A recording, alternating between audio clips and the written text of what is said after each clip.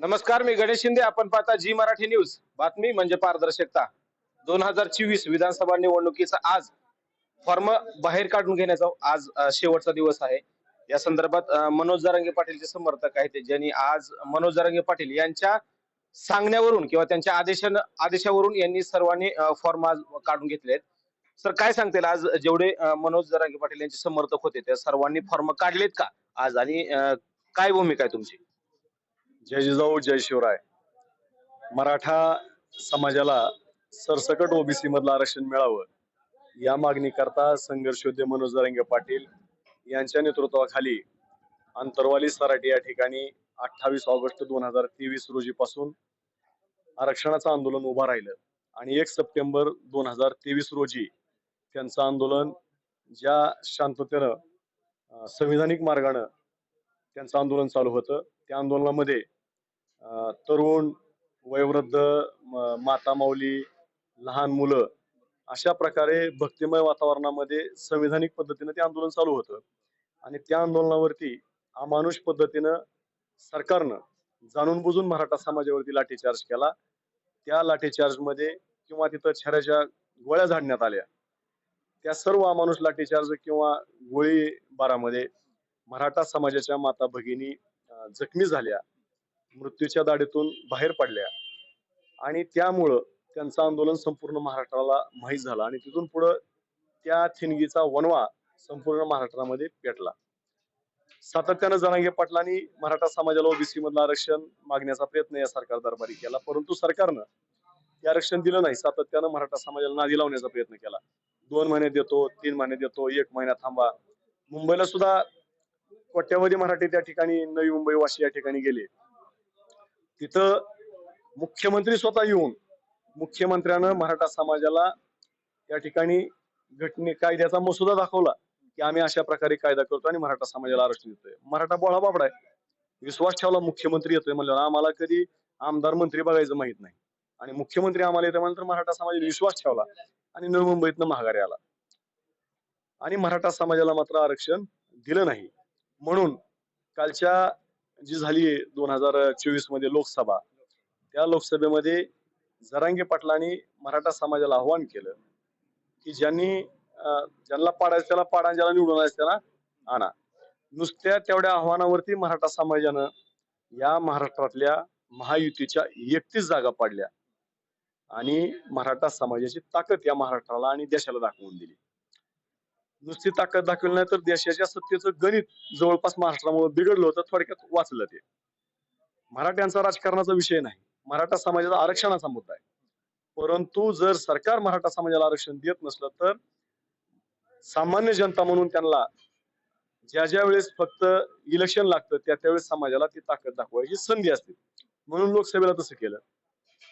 लोकसभेपासून परत विधानसभा आता महाराष्ट्राची जाहीर होईपर्यंत सरकारनं सातत्यानं मराठा समाजाला आरक्षण देतो असंच आश्वासन दिलं.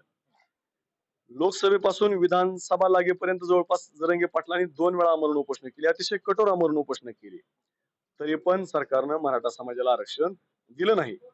मग मराठ्यांनी, गरजवंत मराठ्यांनी जरांगे पाटलांना विनंती केली की पाटील, येणाऱ्या विधानसभेला आता आपण ठोस आणि निर्णायक भूमिका घेणं गरजेचे आहे. जरांगे पाटलांनी विचारलं काय भूमिका घेणं गरजेचं आहे, तर लोकांनी असं सांगितलं की येणाऱ्या विधानसभेला आपली काही माणसं उभा करणं गरजेचे आहे आणि आपलीच माणसं विधान भवनामध्ये पाठवून आपलं समाजाचं जे काही गाऱ्हाण आहे, ज्या काही समाजाच्या अडचणी आहेत त्या ठिकाणी त्या सभागृहामध्ये कायदे मंडळामध्ये मांडणं गरजेचं आहे. म्हणून आपण माणसं उभा केली पाहिजे. त्याला अनुसरून जरांगे पाटलांनी बैठक बोलवली. त्या बैठकीला लाखोनं समाज त्या ठिकाणी उपस्थित होता. त्यावेळी जरांगे पाटलांनी सांगितलं की उमेदवारी अर्ज भरायचे म्हणताय, निवडणूक लढवायची म्हणताय, तर जे मतदारसंघामध्ये इच्छुक उमेदवार आहेत त्यांनी तुम्ही उमेदवारी अर्ज दाखल करा आणि जर आपलं गणित जुळलं, निवडून यायचं, तरच आपण उभा करू. जर आपलं गणित विस्कटलं तर तुम्ही सगळ्यांनी फॉर्म काढून घ्यावे लागतील. कारण राजकारण महत्वाचं नाही मराठ्यांसाठी. मराठ्यांसाठी जात महत्वाची आहे. मराठ्यांसाठी आपल्या जातीतल्या गोरगरीब लेकरा बाळांचं भविष्य महत्वाचं आहे.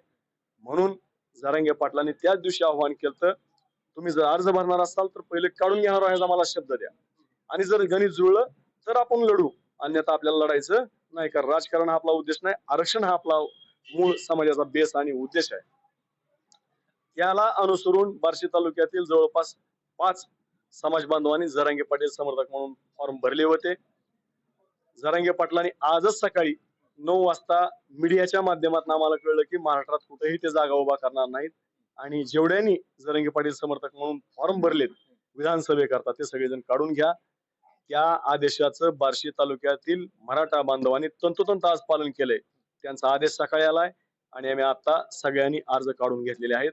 सगळ्यांनी उमेदवारी माघारी काढून घेतलेली आहे. जरांगे पाटील जो आदेश देईल तो प्रमाण म्हणून हा काम करणार हा बार्शी तालुका आहे. म्हणून सर्वांनी आम्ही विड्रॉ करून घेतले, फॉर्म काढून घेतले. फॉर्म तर काढून घेतले, पण आता पुढे काय, पुढची वाटचाल कशा पद्धतीने असणार, काय भूमिका ठेवणार तुम्ही आता? सकल मराठा समाज असू देत, गरजवंत मराठा समाज असू दे किंवा मनोज जरांगे पाटलाचे समर्थक असू देत, काय भूमिका असणार आहे तुमची? सगळ्यात पहिली भूमिका आमची ही असणार आहे, जरांगे पाटलांचा आदेश प्रमाण म्हणून, जरांगे पाटलांचा आदेश शिरसावंद म्हणून या बार्शी तालुक्यातला गरजवंत मराठा समाज इथून पुढच्या काळामध्ये काम करणार आहे. जरांगे पाटलांनी आदेश देत असताना किंवा बार्शी तालुक्यातील मराठा समाज त्याचं तंतोतंत पालन करत असताना मी आता सांगितल्याप्रमाणे जरांगे पाटलांच्या म्हणण्यानुसार आणि मराठा समाजाच्या म्हणण्यानुसार त्यांच्या डोळ्यासमोर त्यांच्या लेकराबाळांचं भविष्य आहे. त्यांच्या डोळ्यासमोर त्यांचे लेकरबाळ शिक्षणापासून जी वंचित राहतात ते शिक्षणाची त्या ठिकाणी असणारी त्यांना ओढ त्या अनुषंगाने घ्यायचा निर्णय आहे. त्यांची लेकरं नोकरीपासून जी लांब राहतात त्या अनुषंगाने त्यांना निर्णय घ्यायचा आहे. आणि मला खात्री आहे कुठल्याही आई बापाला, कुठल्याही मुलांना असं वाटत नाही की आपल्या आई वडिलांची आपदा व्हावी किंवा कुठल्याही आई वडिलाला वाटत नाही की आपलं लेकरू आरक्षणापासून किंवा शिक्षणापासून लांब राहावं. म्हणून मला खात्री आहे सगळेजण जरांगे पाटलांच्या म्हणण्यानुसार जो जरांगे पाटील आदेश देतील त्याप्रमाणेच येणाऱ्या विधानसभेला काम करतील आणि तशा पद्धतीचा निकाल तुम्हाला 23 तारखेला दिसेल. महायुती किंवा महाविकास आघाडी किंवा कोणता उमेदवार, असं काय सांगण्यात आलंय का? सकाळी मनोज जरांगे पाटलाच्या पत्रकार परिषदेमध्ये असं त्यांनी सांगण्यात आलं की आज काही घोषित करण्यात आलं नाही, फक्त आज त्यांनी सांगितलं की फॉर्म बाहेर काढा, एवढंच फक्त ठरले आज. मला एक महाराष्ट्राला तुमच्या निमित्तानं सांगायचं आहे, सातत्यानं जरांगे पाटील आणि त्यांच्या सहकार्यावरती टीका केली जाते की लोकसभेला जो जरांगे फॅक्टर चालला तो विधानसभेला चालणार नाही असं सातत्यानं म्हणलं जातंय. मग मला या महाराष्ट्रातल्या सगळ्या राजकीय पक्षांना आणि इतर कोण जे जरांगे पाटलांवरती किंवा गरजवंत समाजांवरती जळणारी लोक आहेत त्यांना मला हे प्रश्न विचारायचा आहे, तुम्ही मग एवढं सातत्यानं जरांगे पाटलांवरती बारीक बारीक लक्ष का देता? सकाळी काय म्हणले, दुपारी काय म्हणले, निमरात्री काय म्हणले, पहाटे काय म्हणले, कशामुळे तुम्ही लक्ष देता त्याच्याकडे? कारण जरांगे पाटलांशिवाय या महाराष्ट्रामध्ये गुलाल अंगावरती पडणं शक्य नाही. म्हणून जरांगे पाटलांचा आशीर्वाद, जरांगे पाटलांचं त्या ठिकाणी असणारं तुमच्या बाजूनं कौल गरजेचं आहे. तसा जरांगे पाटील आम्हाला नक्की आदेश देतील आणि त्या आदेशाचं तंतोतंत पालन करायला या बार्शी तालुक्यातला मराठा समाज आता सध्या सज्ज आहे. आदेशाची वाट बघतोय. संपूर्ण महाराष्ट्रातलाच मराठा समाज काय आले, मराठ्यांच्या सोबत आता सध्या मुस्लिम समाज जरांगे पाटलांच्या आदेशाची वाट बघतोय, दलित बांधव वाट बघतायत, मायक्रो ओबीसी वाट बघतायत, धनगर समाज वाट बघतोय. सगळ्या समाजातले गरजवंत जरांगे पाटलांच्या पाठीशी खंबीरपणे उभा आहेत. त्यांचा आदेश येईल त्याप्रमाणेच प्रत्येक जण काम करणार आहे. आपण आताच बोलला की महायुतीचे 31 आमदार तुम्ही पाडले, खासदार पाडले, मग तोच पॅटर्न तुम्ही विधानसभेला अवलंबणार आहात का? याबद्दल तुमचं काय म्हणणं आहे? म्हणजे महायुतीला तुम्ही परत पाडण्याची भूमिका ठेवणार आहे का? कशा प्रकारे असणार आहे तुमची भूमिका? का पाडू नये त्यांना मराठ्यांनी?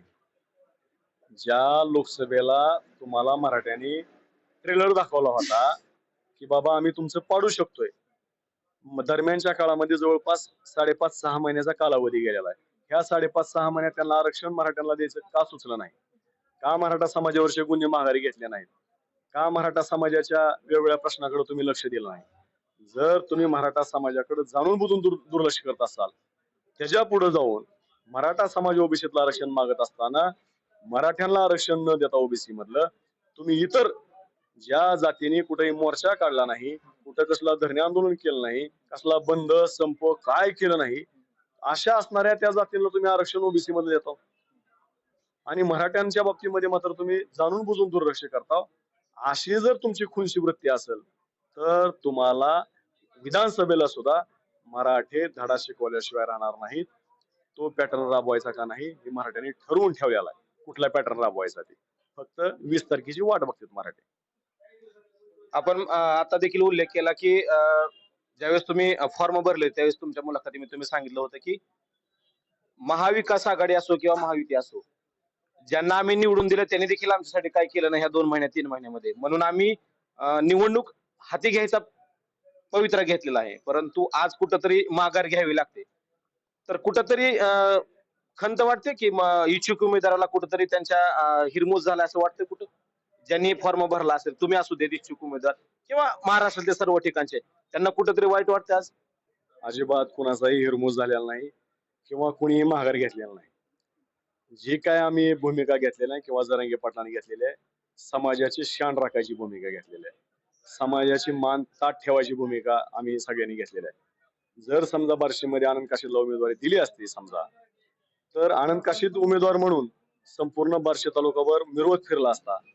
परंतु जर आनंद काशीद किंवा जे काही उमेदवार दिलेले आहेत ते जर उमेदवार पडले असते तर समाजाची मान खाली घालायची पाळी आली असती.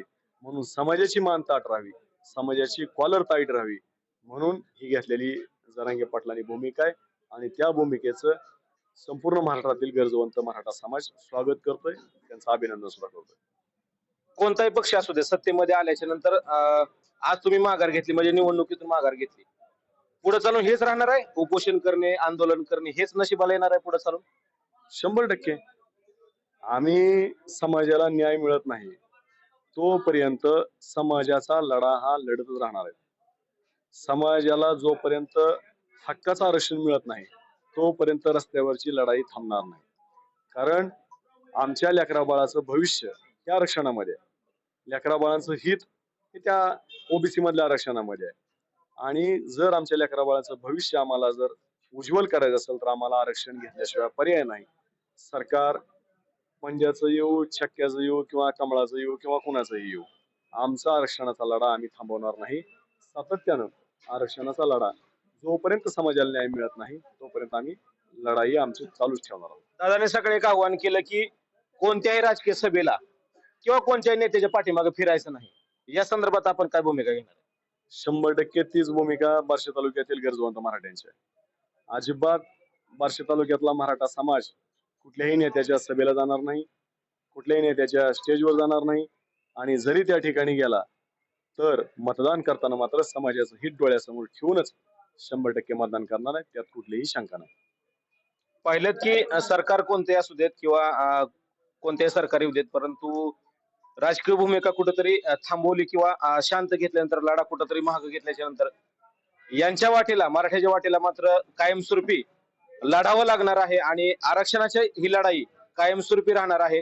राजकारण वेगळं आणि आरक्षणाची लढाई वेगळी, हा जो संदर्भ शेवटपर्यंत राहणार आहे तो असाच राहणार आहे असं यांचं म्हणणं आहे.